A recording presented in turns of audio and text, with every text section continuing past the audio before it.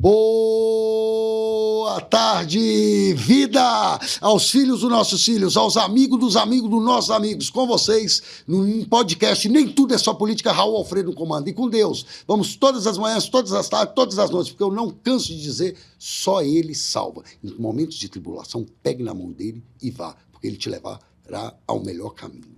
Gente, hoje eu estou aqui, vou até ter que respirar aqui para dizer a catedrática que eu estou aqui, a PhD, a professora, nada mais, nada menos do que presidente da Associação Brasileira dos Pesquisadores Eleitorais.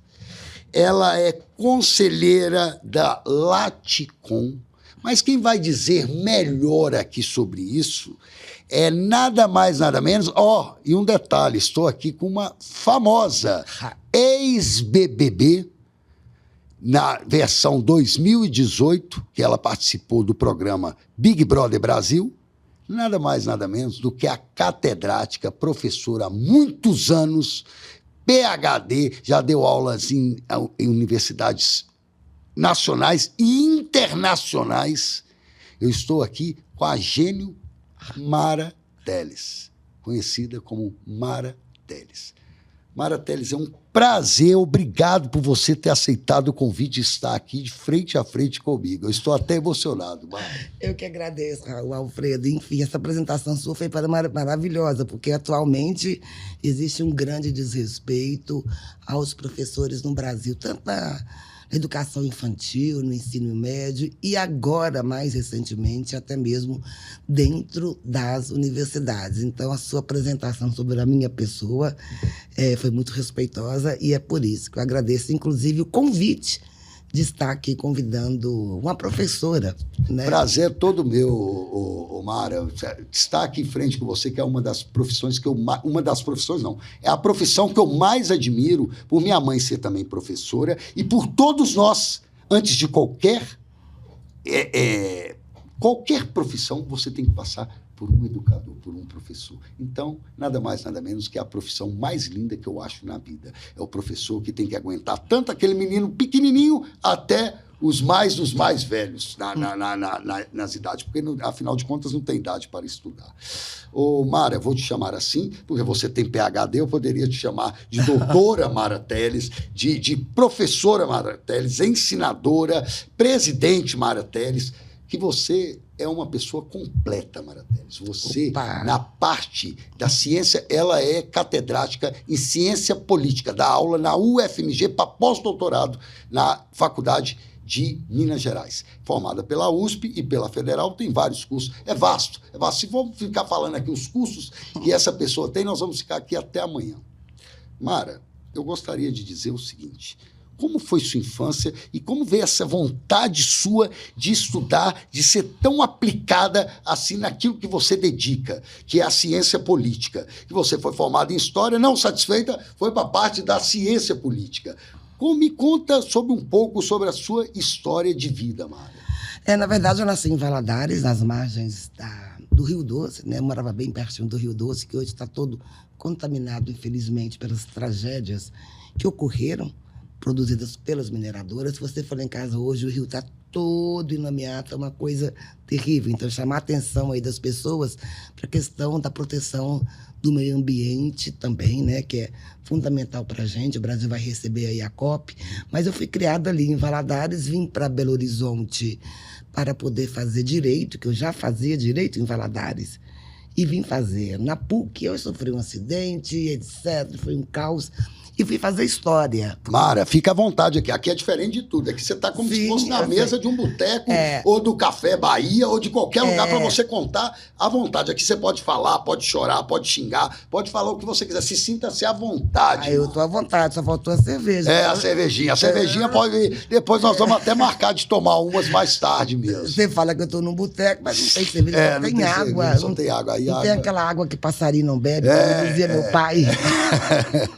Então, meu pai, inclusive, era do Vale do Jequitinhonha, minha mãe era de uma família... Qual cidade, Mara? Meu pai era do Vale do Jequitinhonha. Qual cidade? Jequitinhonha mesmo. Jequitinhonha, tá. Porque minha mãe foi criada em Jacinto, que é no Vale do Jequitinhonha. Pois é, e minha mãe era o contrário. Ela veio de uma família de fazendeiros. Então, era essa a realidade do Brasil, de você trocar pessoas de diversas classes sociais, etc. E minha mãe era professora de português, né? Então, eu fui criada com uma mãe que era muito exigente em termos de você tem que estudar, e ela falava francês. Aí eu fiz a maior bobagem da minha vida, que ao invés de estudar inglês, fui estudar francês. E hoje em dia, francês não vale para mais nada, né? Você só se comunica em inglês ou em espanhol. E aí eu fiz história, e na verdade, quando eu terminei o curso de história, eu trabalhava com algo que era mineiridade, né? Não vou falar da minha idade, não, mas eu votei pela primeira vez em 1982, votei no Tancredo Neves, e queria entender como foi esse processo de transição do regime militar para o regime civil. E, para mim, o que explicava isso um pouco era uma ideologia da mineiridade, que o mineiro era conciliador e etc. Será que era uma ideologia ou será que era que nós somos, de fato, mais conciliadores que o resto do país? Contudo, levei esse projeto para o mestrado. Quem me orientou foi o professor Dulce, que faleceu recentemente, e durante o mestrado eu descobri que eu não sabia nada de métodos quantitativos, Raul. E hoje você não faz ciência política sem saber fazer contas. A verdade é essa. Você precisa medir os fenômenos, aí você tem que ter vários métodos. Então eu troquei de tema e fui estudar partidos políticos, né? Que não tinha nada a ver com a mineiridade, que era uma pesquisa mais histórica, que a gente ia para o Arquivo Público Mineiro. Você lembra dos microfilmes? Ficava lendo jornais através Sim. de microfilmes. Nem sei se existe isso mais. Não, não existe. Pois é, mas eu comecei minha carreira, digamos, na graduação assim. E fui estudar parte dos políticos na ciência política. Depois eu me doutorei pela USP. Fui dar aula em Sergipe, de lá eu fui dar aula na Espanha, né? Fui para a Universidade de Salamanca, voltei várias vezes para a Espanha, que é um país maravilhoso, e fiz o concurso na Federal, onde estou há 18 anos. E, nesse período, eu fiz muitas pesquisas, inclusive a maior parte das pesquisas que eu fiz foi com parceria público-privado, porque o Conselho Nacional de Pesquisas, ele dá muito recursos escassos para a área de comportamento eleitoral. E são pesquisas muito caras. Para você poder fazer uma pesquisa nacional boa com 2.000 casos, você vai gastar aí, no mínimo, 100 mil, 150 mil. Então, os recursos que são destinados não são suficientes. Então, eu fiz várias parcerias com institutos privados, né? Inclusive, a que se mantém até hoje é com o IPESP, cujo presidente acadêmico é o professor Antônio Lavareda. Então, junto com eles, com essa parceria com o IPESP, nós conseguimos fazer muitas pesquisas, eleições presidenciais, eleições municipais, eleições para deputados estaduais, mas não apenas de intenção de voto, tá? É como as pessoas se comportam, por que as pessoas votam e como elas votam, né? Que é um grande tema hoje. E você não tem só uma forma de explicação do voto, você tem várias maneiras. Então, é um fenômeno muito complexo. Dito isto, eu publiquei ontem, atenção, dia 28 de maio, eu fiquei muito feliz, meu primeiro livro pela editora Springer, que é uma das mais prestigiadas do mundo, é Berlim e Reino Unido, em inglês, né? Eu já fiz outras publicações em inglês, mas ainda não tinha feito um livro assim. E agora trabalhando com a questão da opinião pública e um tema que todos estão se debruçando, são as turbulências nas democracias latino-americanas em geral.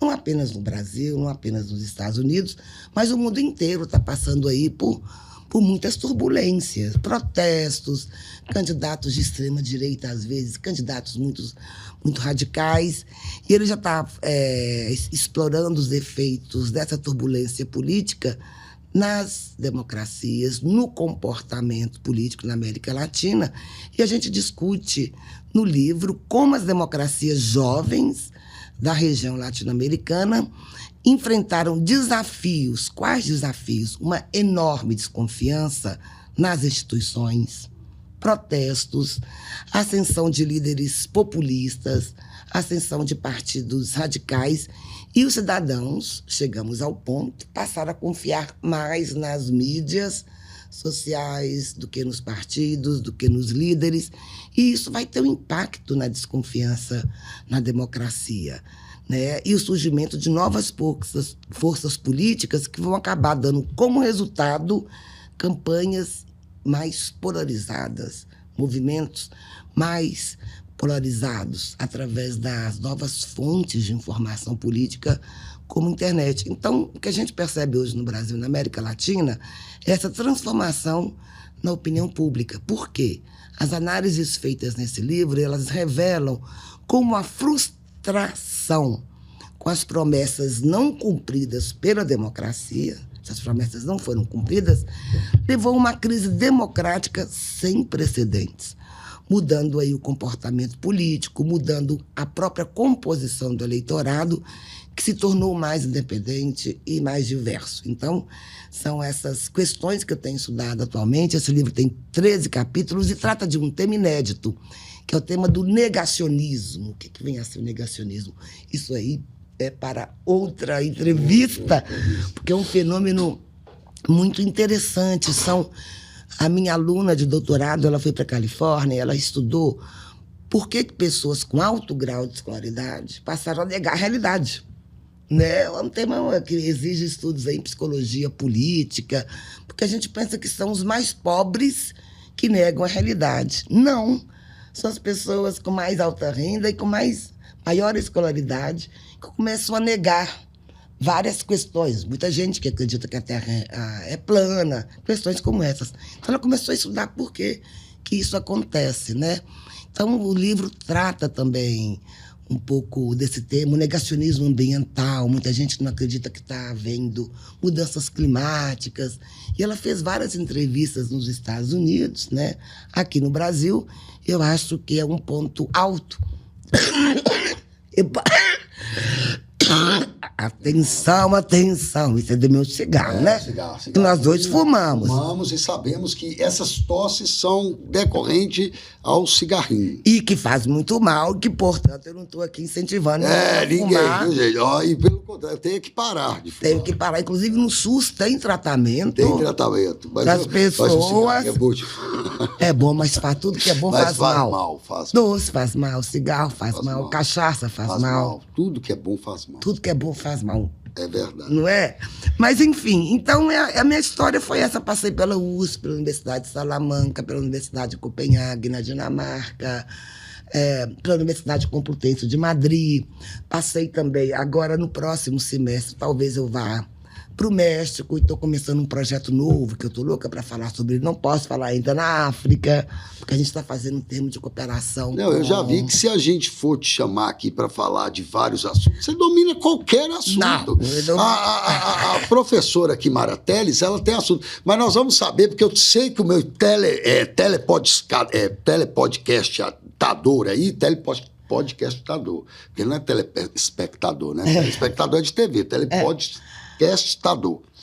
Quer saber, o Big Brother, o Mara, antes da gente entrar para uma coisa mais séria, vamos falar um pouco da reality show, que faz grande sucesso no nosso país.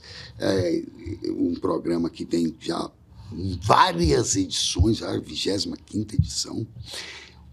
Mara, como que foi sua entrada no Big Brother? Você foi convidada, você escreveu. Conta um pouco sobre a sua ida e sobre a sua saída lá do Big Brother, resumidamente aí. O que você sentiu na casa, como que é, se é especulação, se é combinado, se não é, porque eu sei que você é uma mulher verdadeira. Então você vai falar aqui, rasgado aqui, até o pessoal ver mesmo que é verdade. Eu já vi que você é verdadeira. Sou verdadeira, eu sou de Ares. Verdadeira. Por falar em bobagem... Só falar tosse aqui e que foi ter um cigarro já é uma verdade, porque o pessoal, desculpa, por causa de outras coisas, é gripe. Não, é o cigarro mesmo. É o cigarro mesmo. O Big Brother, eu não acho, só uma pequena diferença, eu não acho que o Big Brother seja uma bobagem, ele diz respeito à cultura popular. As pessoas mentem que assistem o Big Brother, até quando eu entrei, porque era feio. assistir um programa popular, né? Várias pessoas, sobretudo dentro da universidade, achavam, nossa, que programa Ridículo. ridículo. Mas mesmo assim assistem. Mas mesmo. Escondido. Porque existe no Brasil, em geral, uma certa ideia de separar uma cultura erudita, que seria a cultura que as pessoas deveriam ter acesso, àquela cultura popular, da televisão, da TV aberta, inclusive, né? E quando eu fui do Big Brother, a Globo, eles têm muitos olheiros. Muita coisa eu não posso contar, que tem contrato lá. Sim. Eles têm bastantes olheiros e parece-me, não sei, que eles fazem um casting, que é escolhendo qual tipo de perfil que eles querem. E me parece, de novo, que eles queriam uma professora universitária. Porque teve uma grande crise no Big Brother em 2017, você não vai lembrar, mas teve um problema com um médico, né, e uma menina de 18 anos, que era a Emily. E aí teve até polícia. Então estava decaindo muito, sabe? O Big Brother, o nível estava baixando muito. Acho que a Globo quis melhorar. Aí começou a chamar pessoas da universidade, influências e tal. Então eu ia entrar em 2007, eles me convidaram, felizmente eu não entrei, que foi um dos Big Brothers mais problemáticos que teve, quase que uma agressão a essa adolescente, né? E eles continuaram a me chamar. Aí eu falei, tá bom, vou fazer os testes, né? Eu estava dando aula e no intervalo da aula o telefone tocou. Você quer ir pro Big Brother? Oi, what's this? Como assim? Eu estou dando aula, pensei que fosse até um trote. Tanto que quando eu fui fazer os testes no hotel, tinha 300 milhões de pessoas, eu falei assim com o taxista, você fica aqui me esperando para ver se esse negócio é sério ou se eu estou indo para um trote. Ou por uma coisa mais séria, porque você sabe que feminicídio é a coisa mais comum. Claro. Pessoas vão se encontrar aí, né, no Grindr, naquele outro Tinder. E sai morta. Saem mortas. Aí quando eu cheguei lá, falei, oxe, é verdade. Me passaram na frente de todo mundo e eu fiquei lá fazendo os testes dele. Aí depois eles te ligam, você tem que ir pro Rio fazer mais testes até você chegar na final. Mas eu me arrependo muito de ter saído, porque eu entrei muito no oba-oba, tipo, Aí foram me entrevistar dentro do quarto ainda que você fica presa. Qual que é a sua estratégia? Eu falei, rapaz, eu não tinha noção de onde eu estava, da visibilidade que tinha o Big Brother e que as pessoas iam todas treinadas para jogar. E eu era lá a boba, que chegou falando pra caramba, que abriu o jogo. Quando eu olhei para todo mundo, eu sabia o jogo de todo mundo, na hora. O que eu devia ter feito? Devia ter ficado quietinha, né? Quieto e jogado também, né? Que fiquei quieto, o quê? Essa boca minha de caçapa. Saiu falando tudo. Aí o pessoal percebeu que eu era uma adversária muito forte, me botaram no paredão.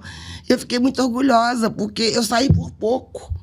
E pela minha idade, normalmente, as pessoas mais bonitinhas no início do programa são as que fazem mais sucesso. E eu disputei com a preferida. E aí foi essa minha triste história. Eu fico falando que quando as pessoas querem me ofender nas redes, seja de direita ou de esquerda, eles falam BBB fracassada, ex-BBB fracassada. Eu coloquei lá na minha bio, ex-BBB fracassada e flopada. É verdade. Então eles acham que é uma ofensa. Não é ofensa. Infelizmente eu fui um fracasso. Infelizmente eu saí. Não, fracasso não. Não, quando eu falo um fracasso, que isso é a lógica ali, é justamente ganhar o prêmio. É, claro. Então foi uma meta que, para mim, que sou muito competitivo, eu considero um fracasso da minha vida. Então isso não me ofende de modo algum, tanto que eu coloco na minha bio do meu Twitter lá, quem quiser me seguir, @MaraTeresReal. Tá, Mara, mas você vem também numa pegada dentro da universidade, eu soube pelas suas redes sociais tudo que você está sendo perseguida. Eu gostaria que você contasse essa história, porque isso é uma história muito grave, né? Uma professora catedrática como você ser perseguida. Como que você está se sentindo? Se você se sente mesmo prejudicada dentro da universidade, se você está se sentindo sendo vítima dos moldes que estão tratando você. Conta um pouco sobre isso, Mara. Na verdade, essa história não é exclusiva minha. Ela faz parte de uma série de professores, inúmeros e dezenas de professores que têm sofrido muito corte na liberdade de cátedra. O fato é esse, a liberdade de cátedra é o professor ter linhas teóricas diferentes, e poder debater com essas linhas, sejam socialistas, sejam liberais. Ou seja, esta é a ideia da universidade, da pluralidade metodológica, da pluralidade teórica. E há muitos anos, e lhe digo mais, diversos professores catedráticos de diversas universidades públicas federais brasileiras, eles têm sido impedidos, não pela universidade, que te dá liberdade, por grupos de alunos de expor a sua opinião teórica, né? Nem política. Quando você expõe opiniões que são divergentes, algumas correntes políticas dentro da universidade, você acaba sendo muito perseguida com pichação, com abertura por parte de grupos políticos, de comissão de investigação. Você já foi ameaçada lá? Ou de processo administrativo disciplinar. Então, eu voltei de uma viagem, fiz um post completamente neutro, né? E a partir desse post, que era a palavra pessoas que menstruam. Eu nem sabia que isso era sério. Eu pensava que isso era meme. Trocar a palavra mulher por pessoas que menstruam. Então, eu fiz uma crítica, uma manchete da UOL, né, da Folha de São Paulo, que estava no portal digital da UOL. Aí, a partir disso, um grupo, né, começou a pedir a minha exoneração, dizendo que aquilo era transfobia. Eu dizia, gente, eu estou falando de uma manchete, eu não conhecia o termo pessoas que menstruam, eu sou mulher e eu, como tal, me autoclassifico como eu quiser me autoclassificar. Não tem pessoas que são homens que se autoclassificam como trans, que se autoclassificam como LGBT. Por que eu não posso me autoclassificar como mulher? Por que eu devo aceitar uma classificação minha que é feita pelo outro? Que eu sou uma pessoa que menstrua. Não sou uma pessoa que menstrua, eu sou muito mais do que isso, assim como as pessoas são muito mais complexas. É por isso que eu estudo comportamento eleitoral, comportamento político, porque o mundo é muito mais complexo do que branco ou preto. O mundo, na verdade, ele é cinza quando você explica política, quando você explica as pessoas. Então, eles pediram minha exoneração, picharam a universidade inteira. E foi um processo que me deixou não chateada, me deixou incomodada pelo fato das instituições de educação ainda não terem percebido que não sou eu. São um conjunto de professores de distintas universidades, eu não vou citar nome aqui que eu não fui autorizado, que são perseguidos. Nós éramos perseguidos nos governos anteriores, sobretudo no governo do ex-presidente Bolsonaro, por grupos radicais de extrema-direita. Agora, nós somos perseguidos por grupos radicais de extrema-esquerda. E a liberdade de cátedra, ela tem que ser garantida dentro da universidade. Você não pode permitir que professores, como eu e outros, sejam ameaçados. De fato, eu recebi ameaças de agressão física. E essas pessoas que falaram que eu me bater, que eu deveria morrer na cadeia, que eu deveria ser presa, suicidar, que eu era uma PUTA, né? São pessoas que se dizem de esquerda. Assim como, não posso deixar de dizer, que pessoas que se diziam de extrema-direita também postaram muito contra mim. Então, você ser uma voz divergente é um orgulho para mim. Claro. Porque nós, como professores, nós somos intelectuais. Nós temos que olhar para os objetos e interpretar, e não acompanhar movimentos sociais, né? A universidade ela pode dialogar com movimentos sociais, só que ela não é o movimento social. E o direito de divergir, de pensar, ele é garantido não só na Constituição, como o direito dos professores. Então, isso é um problema muito sério. E esses atos de violência que estão acontecendo agora dentro das universidades, várias universidades, são muito ocultados. A mídia não dá. Sabe, eu até estou chamando aqui a mídia tradicional, a mídia corporativa, para falar, não do meu caso, eu não quero aparecer, dos vários casos que não são mediatizados, não são casos isolados, é muito mais grave do que você imagina. É o chamado cancelamento. O que é o cancelamento? É você impedir a visibilidade e a voz das pessoas, que são pessoas que divergem dos movimentos. Então, se você diverge de um movimento A, de um movimento B ou de um movimento C, não é que você é contra. Você tem divergências? Você pode ser cancelado, você pode ser ameaçado, seu nome pode ser pichado nas paredes das universidades. Mas você tem Chega a ter um medo, Mara? Eu tirei licença médica, porque eu fiquei muito apavorada, porque quando você é difamada, caluniada e injuriada, as pessoas que não me conhecem podem aparecer na universidade, podem aparecer na porta da universidade.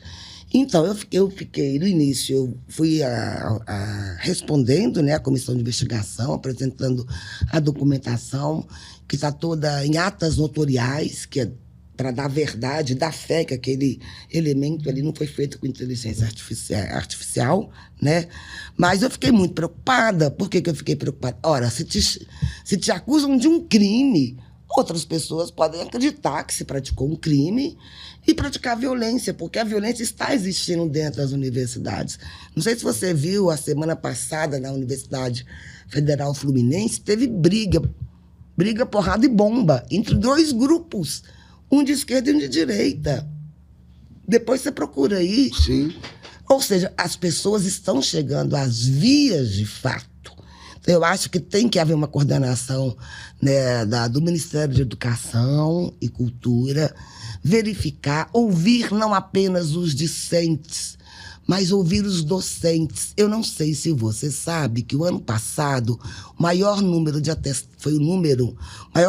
licenças médicas, além delas terem aumentado, foi no que diz respeito à saúde mental. O mundo está enfermo, os professores mais enfermos do que o resto do mundo. E tem vários posts no Instagram que eu sigo de professores que são casos absurdos. Eu nem consigo imaginar, porque na minha época, o professor, Mara, era a maior autoridade da sala de aula. É porque estava indo uma... Veja, a partir do momento que o mundo passa por uma transição moral, transição política, líderes radicais, que às vezes incentivam o quê? O desrespeito às instituições e o desrespeito total às autoridades e às hierarquias.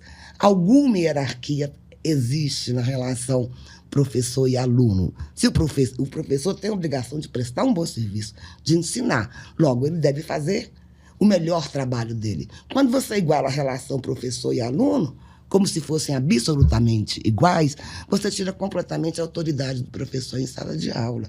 Tudo agora é o mundo da opinião. Em minha opinião, como se a sua opinião fosse verdadeira, fosse a verdade absoluta. Como se fazer ciência como a gente faz não valesse mais nada. Basta que você tenha a sua opinião. Então é um ataque anti-ciência muito forte. É no mundo inteiro. Então, assim, a sua opinião agora vale mais do que todos esses artigos que eu fiz, todos os artigos que outros professores fizeram. Por exemplo, você pode discordar ou não, o movimento antivacina. O que é o movimento antivacina? É a desconfiança na ciência, a desconfiança nas instituições. Então, a gente está passando por uma geração, né, mais recente, que foi criada nesse caos, que desconhece o que é autoridade e que acha que a ciência é algo menor, é algo pequeno. Isso, infelizmente, está acontecendo muito no mundo. Você vê o aumento de sarampo, aumento dessas doenças por negação da própria ciência. E nas ciências humanas a mesma coisa. Você não precisa fazer pesquisa, você já chega na universidade com a sua ideologia. E você vai para lá para confirmar aquilo que você acha que você sabe. Então, o professor, qual posição que o professor tem? Ou ele confirma aquilo que você acha que você sabe, ou você vai ser cancelado. Eu não vim aqui para estudar. Uma amiga minha da universidade, ela aposentou, sabe por quê? Ela deu vários livros. Sim. De teoria política. E os alunos não queriam ler os livros que falavam do liberalismo. Como se fosse um absurdo. Se você está numa universidade e quer conhecer teoria política, você tem que conhecer as diversas teorias políticas, você concorda? Não, você está doutrinando, entre aspas, né? Então, uma história que me deixa triste, porque me deixa muito triste ver como as universidades têm ficado reféns da polarização. Então, caberia às instituições, aos ministérios, aos reitores olharem isso com muito cuidado, antes que depois professores universitários sejam agredidos, que já são, e a universidade faz uma nota de repúdio contra a agressão. Ela tem que finalizar com esse processo. Tá, Mara, mas você, entre o seu caso, você se sente injustiçada, Mara? Qualquer pessoa que é acusada de um crime, ela se sente injustiçada. Só que eu fui para a justiça penal e civil. para processar os detratores. Porque tem um momento que você vai lá, mineiramente, tentando conciliar. Quando você vê que não deu certo, aí eu procurei assessoria jurídica e estou com processos na área civil, na área penal e no Ministério Público Federal. Tá, mas, por exemplo... Para fazer justiça, porque eu não vou fazer justiça com as próprias mãos. Eu não vou para a internet colocar o nome das pessoas como eles colocam os meus nomes. Eu não quero ir para um tribunal, porque agora tem um tribunal digital. Nesse tribunal digital você é exposto, julgado, condenado e cancelado. Mas né? Todos os dias, Mara, você acorda de manhã cedo, prepara sua aula mentalmente, tudo. Você não acha que isso te traz uma tristeza muito grande, você ir para um lugar que você dedicou a sua vida toda de estar ali, como uma catedrática, como uma pessoa que quer o bem, porque todo professor quer o bem para o aluno, chegar lá na sala de aula e ver essas pinchações, como é que você sente? É importante dizer que os alunos que estão, entre aspas, me cancelando e me agredindo, não são alunos para quem eu sequer ministro aulas. Eu nem os conheço, eles são de outro curso, né? Isso é importante dizer. Não, é importante dizer, não são os meus alunos, né? Os meus alunos, eu tenho uma relação muito boa com eles. São alunos de outros cursos, mas dentro da própria unidade. É triste ver, primeiro, aonde as universidades na qual eu ingressei, 1900 e batatinha. 1800 você exagera, né? Você é uma mulher nova ainda. Pois é, do tempo dos dinossauros. Dos dinossauros. Eu ainda uso pendrive, olha que coisa horrível, nada na nuvem. É muito difícil você olhar para a decadência das universidades públicas, não porque os professores ou os dirigentes não façam algo. Uma geração que está entrando nos últimos anos, que ela vem com outras características, ela vem com... Eu não sei o que está acontecendo, não cabe a mim, né? Mas as pessoas já perceberam que está havendo uma crise profunda de autoridade, do conhecimento. É muito triste você ver esse projeto indo embora pelo ralo. E, ao mesmo tempo, pessoalmente, né? Mas eu me sinto, ao mesmo tempo, vítima, mas acolhida. Porque foi feita uma abaixo-assinado a meu favor, que reuniu quase 2.000 assinaturas em 2 dias. Muito bacana. De vários professores. E alunos também. Sim, mas, sobretudo, é muito importante saber que você está tendo apoio docente de outras universidades, da USP, da UFRJ, da Universidade Federal do Rio Grande do Sul. Do país inteiro. Percebendo o que está acontecendo. De grupos de mulheres que começaram a escrever para mim, me contando que elas não têm coragem de colocar publicamente como eu coloquei, que as mulheres, porque normalmente eles agridem as mulheres, olha a misoginia, eles não fazem muito isso com o homem, não, eles procuram as mulheres, né? É interessante, dizem combater o machismo, mas procuram agredir as mulheres, né? Então é uma diferença muito grande entre o discurso progressista e a fala machista. Então eu também me sinto muito acolhida, mas pessoalmente é difícil. Eu posso até olhar a interpretação de fora e falar, eu consigo entender isso sociologicamente. Outra coisa é você passar por isso, né? Ô Mara, nós estamos chegando já no final do programa. Nós temos um quadro aqui que chama Rapidinha. Rapidinha, eu mando a pergunta e você... Coisa, né? Mas rapidinha, eu mando a pergunta para você e você manda a resposta para mim com uma frase ou uma palavra. Eu sou muito prolixa. Ou uma palavra. Não é prolixa, não. Você é uma pessoa catedrática que sabe muito. Parabéns pelo o desempenho e a postura de como professora, como educadora. Já viu para saber que você sabe muito. E nós vamos fazer vários podcasts violentos aí para você vir aqui dar aula como é a coisa que você mais gosta e que sabe fazer, e faz bem feito. Oferecimento do Instituto Brasileiro de Gestão de Pesquisa, melhor concurseiro do estado de Minas Gerais. Quintal Campanhas Criativas. E determinante, quem faz, passa. Colégio e Enem. Ô Mara, nós vamos entrar no quadro aqui. O que você aconselharia para os universitários do Brasil? Estudar. Cor, Mara? Vermelho. Prato. Ai, meu Deus. Feijoada, frango com quiabengu, bacalhoada portuguesa. Vários pratos, né? Delícia. UFMG, Mara. UFMG, competência. USP. Idem. A vanguarda. Deus. Deus, eu não sei o que eu diria sobre Deus. Talvez uma força superior. Para finalizar, por que você aceitou o convite de estar aqui frente a frente com minha pessoa? O Gustavo me convidou, eu adoro o Gustavo. Gustavo, um abraço. Gustavo, nosso grande amigo em comum, Gustavo Dias. Eu ainda falei assim com ele, olha, eu tô muito feia. Professora, venha, não importa, pode vir. Eu falei, Gustavo, eu nem tenho cabelo. Que isso, você tá ótimo. Aí eu vim porque tenho que sair de casa um pouco, minha filha tá doente. Claro, os problemas pessoais que você tem, eu imagino. O cachorrinho morreu ontem. Nossa. 18 aninhos, meu Deus, eu fiquei muito triste. Nossa, imagino. Porque cachorro hoje em dia, hoje não, sempre foi como se fosse ente do coração nosso, ente da família. São o animal, um dos mais leais que tem, Raul, é o cachorro. Tanto. Eu fiquei tão... A gente sabia que ele ia morrer, porque tem uma hora que a vida chega ao fim. A única certeza que a gente tem na vida é que a gente vai morrer.